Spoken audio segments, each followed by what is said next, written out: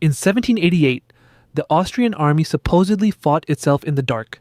Thousands of soldiers, drunk on schnapps, mistook their own comrades for the enemy and opened fire. But here's the twist. That story might be a myth. This is quilled history, the stories the textbooks quietly left out. How do we know? The paper trail is missing.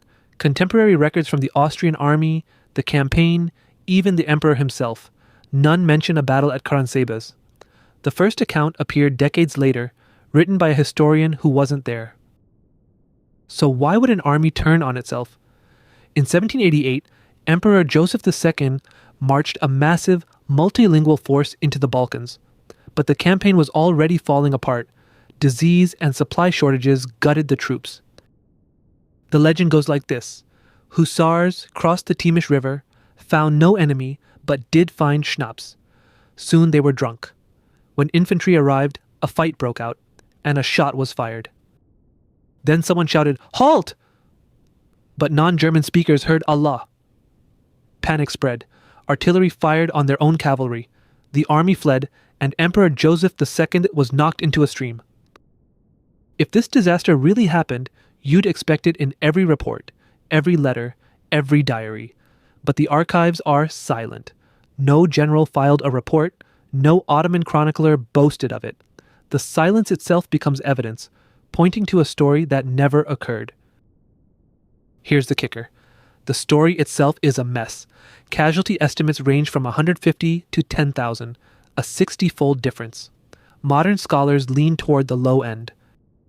Why do the casualty numbers range from 150 to 10,000? That massive gap is a red flag.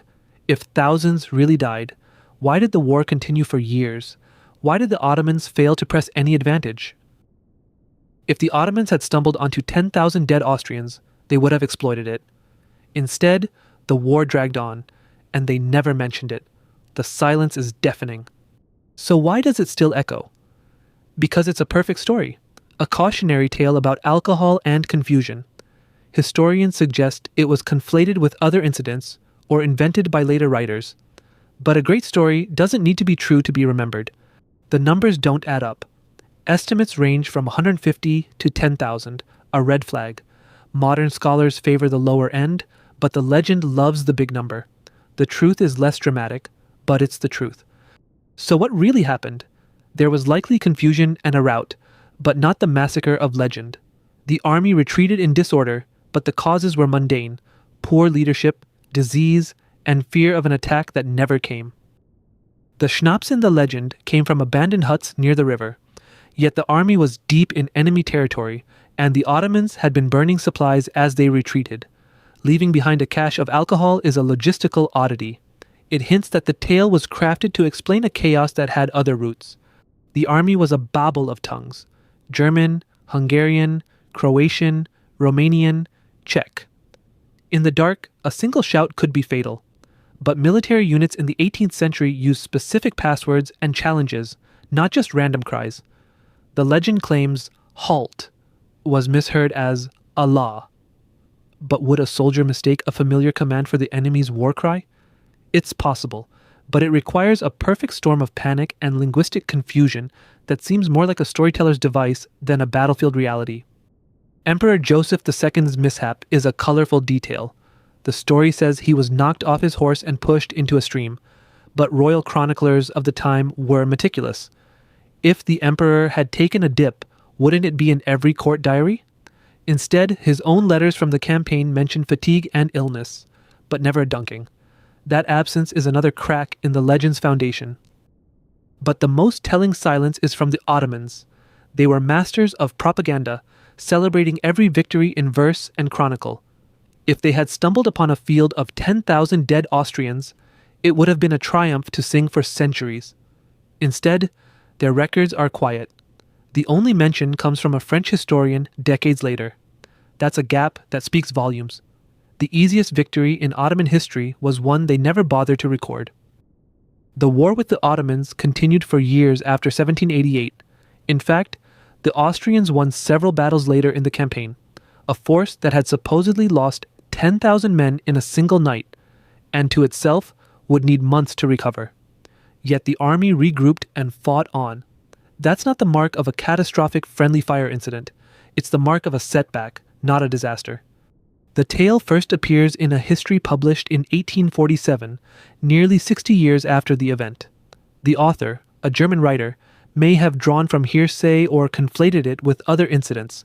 He wasn't a soldier, and he wasn't there. Yet his version became the canonical story, repeated by later historians who trusted him. That's how myths are born. A single source, long after the fact, becomes the truth. The real enemy was not the Ottomans, but disease. In 1788, the Austrian army was ravaged by malaria and dysentery. Thousands died in camp, not in battle. The campaign was a logistical nightmare, with supply lines stretched thin.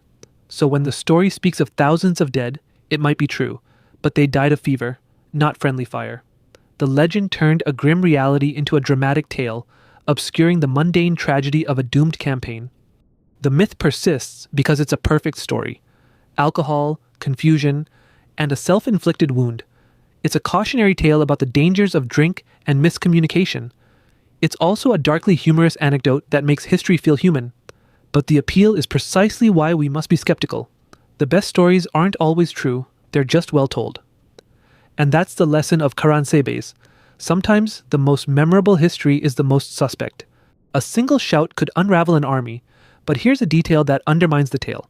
18th century armies used strict passwords and countersigns, not just random cries. Soldiers were drilled to recognize specific challenges in the night.